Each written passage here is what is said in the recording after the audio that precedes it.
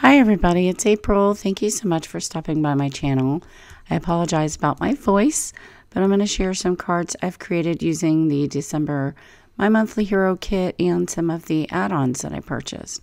So I'm taking some Tim Holtz watercolor paper, some Oxides, and I'm going to start out making some backgrounds. So with these backgrounds, I've listed the name of the inks on the screen for you and also provided a little bit of extra direction on how I created these backgrounds as I go and do this blue one. I am also going to share some other ones that I've already created off camera. So I will leave a list of some supplies and things that I used outside of the kit in the description box below in case you have any questions. And the screen is going too fast to where you couldn't take a screenshot, then please check the description box below. So I've sprayed this panel with some water and allowing the ink to flow in one direction, and then I will turn it the opposite way to get the other ink kind of integrating with each other. And also I have this Hero Arts Gold spray that I kind of splattered on there. I'm obviously out of it, but I got a little bit left, enough to do this panel. And then I'll lightly mist it with water and going through with my heat tool, as you saw I was doing in between layers to kind of set the ink, then re-wet it and set the ink. And then now with the shimmer spray, I'll set this all aside to air dry. The other panels that I'm about to show you will pop up and appear in this video and then also in my part 2 series of this video using the kit. I wanted to share some cards that unfortunately I made when I was really sick. As you can tell, I'm just now getting my voice back, but I made some cards off camera and didn't get a chance to film them. But you will see some of these panels used in my part 2 series using the images strictly from the kit. So this is Squeezed Lemonade, Dusty Concord, and Dried Marigold. The first panel was Vintage Photo, and all of these were created using the same method that you just saw me do on the blue card.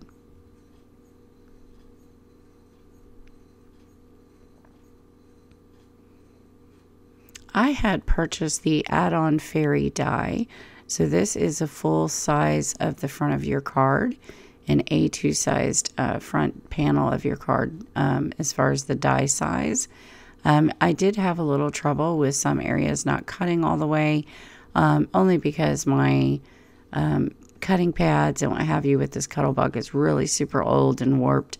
So I did have to use a metal shim and some paper shims to get the fairy wings and the butterfly wings to cut. I took an additional 2 white pieces of 110-pound cardstock and put them behind this gray panel.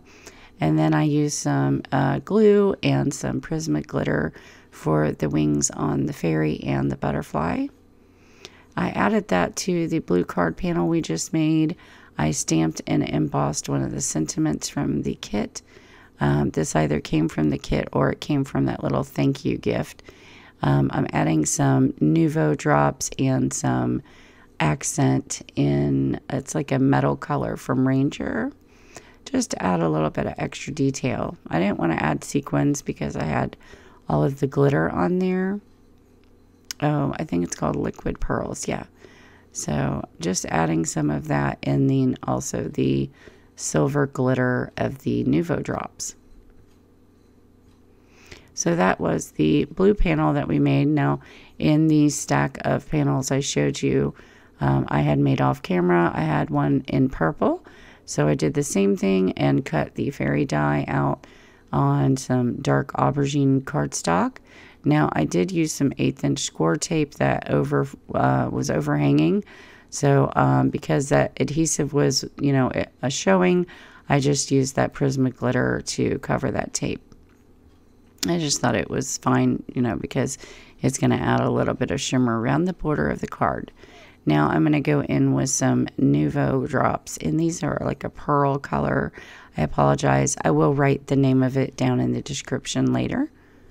And so I'm going to use this to do the same thing and add just some little dots and accents around the card.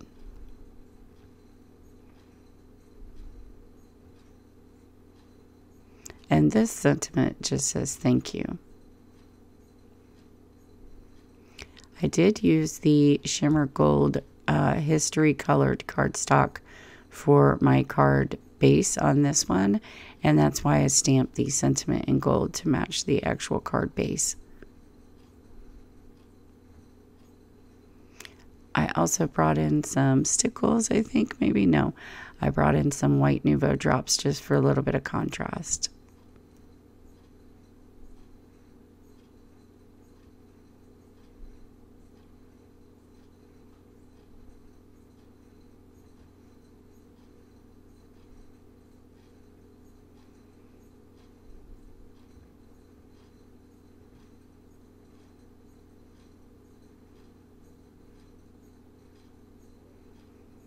I think these two cards just really turned out beautiful. So simple, you really don't need to do anything when you have this die.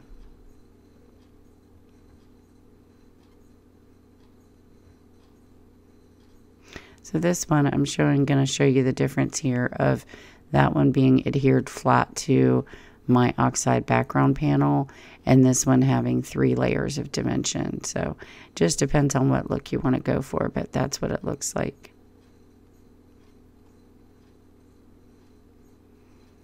And here are some still shot images of the cards.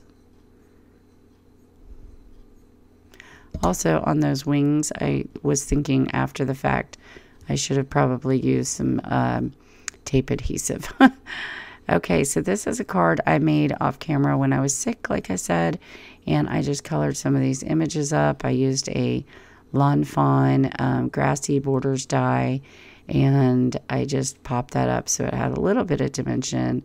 Everything is Copic colored. I have the stem I used from one of the dandelion stamps to give the daisy flower a stem, and added my 2 fairies. I also used a cloud background die by Lawnfawn, I think it is, that has all those little dies. I add a little bit of tumbled glass distress ink to the sky as well. And it's just on a white card base.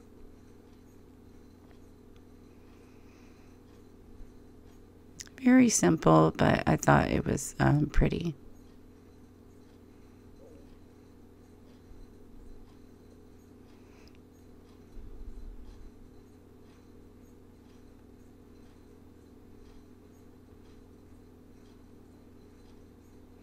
There is another card that I made when I was sick. I think this was one of the first cards I made using the sequins to make a shaker card. And again, just colored up with some Copic colors, the little mouse and one of the fairies sitting on the mushroom. I used a wonky stitch frame to do the border of the card. And then I think this cloud die is by Mom Elephant. It came in a Cloud 9 die set. Here are all of the Copic colors I used on this particular card. I apologize, I don't have the ones from the last card, but I guess I wrote these down, so I thought I would share it with you in case you're interested. The yellows, the E colors are all my earth tones and browns, the yellow green, and then the warm grays for the mouse. Also, I added the E31s are the color of her, I believe those are the color, no, the warm grays there, and then the E's again for the mushroom. And then obviously the R and the RVs for the pink of the mushroom top. So I'm sorry if that doesn't make sense. I should have done it as I was going, but again, I didn't film this one, so at least I wrote them. At least I wrote them down. If that's helpful at all, I don't know. I apologize. These sequins are really beautiful. So there I'm just showing you the wonky stitching on the outside and the dimension of the card. And I did put 2 layers of foam tape, so it has a nice shaker element to it. I stamped some individual dandelion seeds within the shaker. I think it would be cool if you actually stamped and cut the little dandelion seeds and put those on there. This is on the pink shimmer cardstock that came in the kit as well. And I don't know if you wanted to put some, blank card on the inside. Sometimes it's hard to write on that shimmer paper, but that's what I was pointing to there. So there are the two cards that I did off camera. I apologize again for not filming those. And then here is the last card I'm going to share in this video. And again, I will be creating 5 more cards, maybe more, using the kit. And then also I wanted to share making a card using the Starry Night background stamp that I also purchased as an add-on. So just stay tuned for part 2. Hopefully I'll be able to get all of that finished and edited by next week.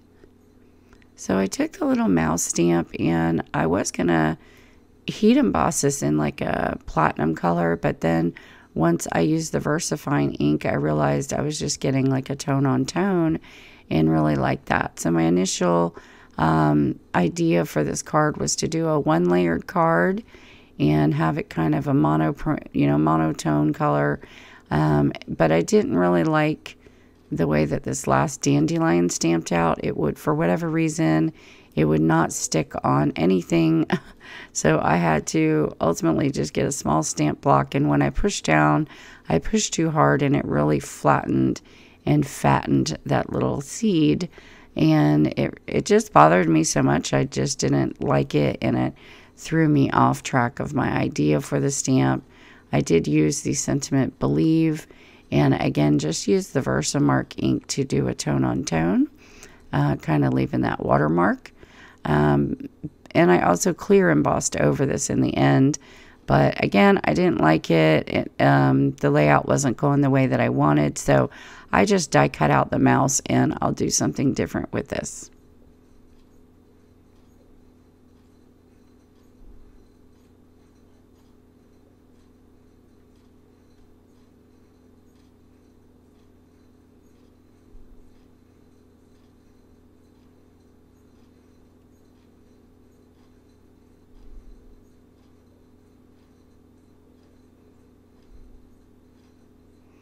So I had some stray embossing powder. I'll get that off of there and heat set it. So again, I mean, it looks fine, but for whatever reason, when I was doing the card, I just really wasn't liking that last dandelion seed. Maybe I just grabbed the wrong size and it was too big and didn't look right to me in comparison to the other 2 baby ones. So again, I just cut him out and thought, well, I'm not going to waste him because I thought he looked really cute stamped on the gray cardstock. Oh, and I did find my metal shim. That would have come in handy cutting the fairy dies, but it was hiding when I cut those out.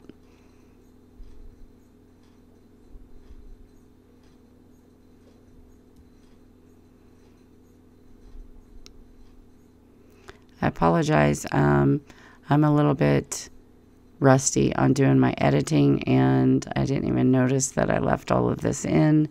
So I apologize. It's a little slow here in this section. But I'm just trying to line up the die and make sure that it cuts away from that first little dandelion seed that I put on there. So got that lined up, and I'll cut the little mouse out.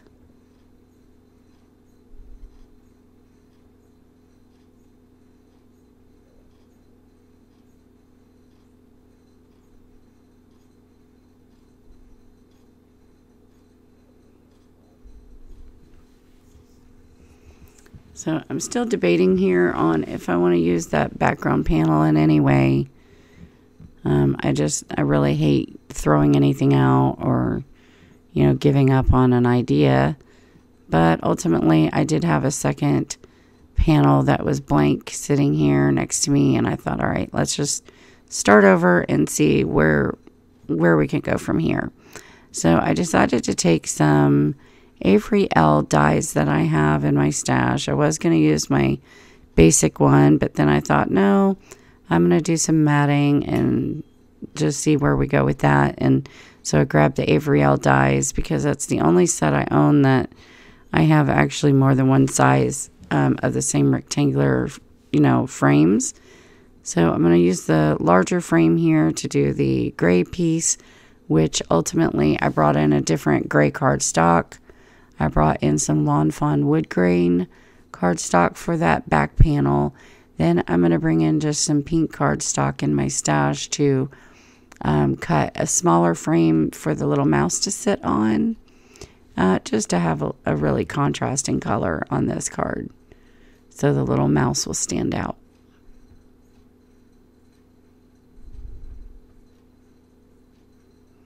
So again, I'm not sure what I'm doing here. Oh, goodness me. Okay, I was looking for some pink cardstock, I suppose. Oh, there we go. I'll cut that out and get those two panels die cut off camera. Hopefully off camera.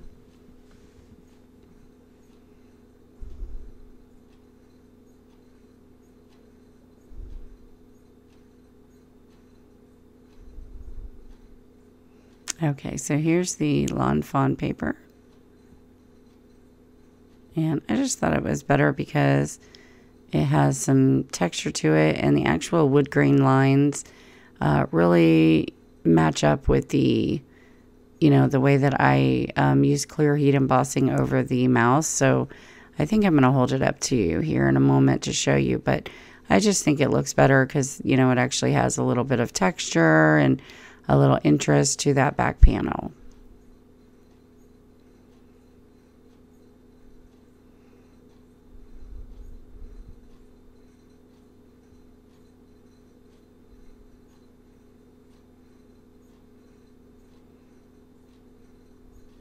So I need to make a mental note that you guys don't need to see me cutting everything out. I'm not sure. I'm not sure why I left this in here either. I'm so sorry. Yeah, I could have removed that a long time ago, right?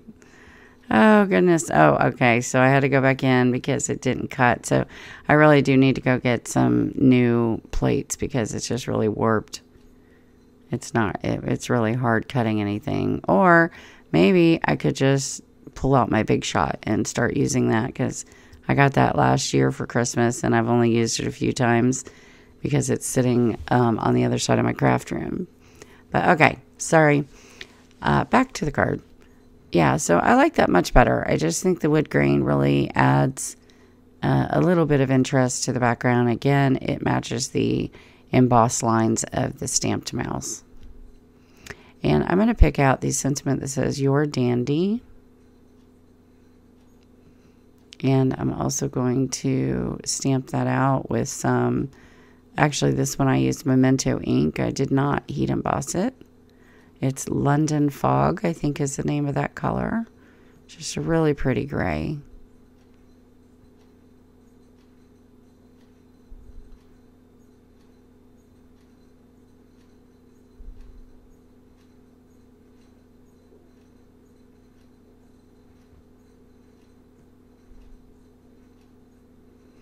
So again, I just wanted to remind you that I realized that I didn't use only the kit contents on this video, and I won't be doing that either on my second part 2 video, only because I did purchase add-ons, and so I'm going to use them, in coordination with the kit. So I hope that's okay with you, and you can still find some ideas with these videos, whether it just be the techniques or the layouts or how to do the backgrounds or just something to give you some ideas. That's kind of the point of these videos, I think, anyway.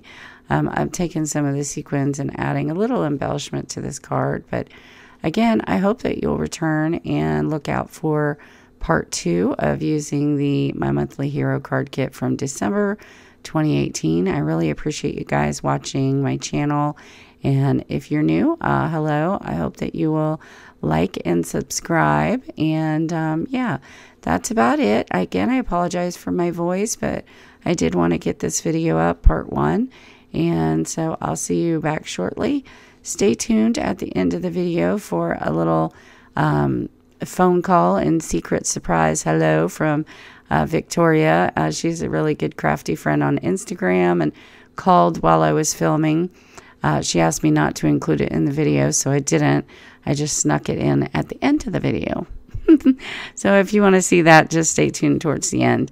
If not, thank you so much again for your time watching my channel, and I hope you have a great day. Bye.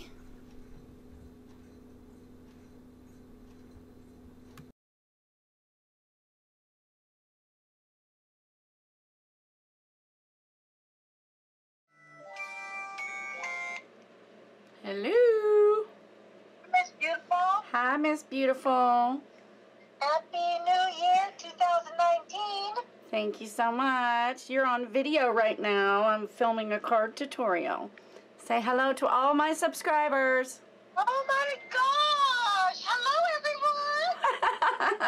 everyone. I'm working on the my monthly hero card kit. Hold on, let me press pause.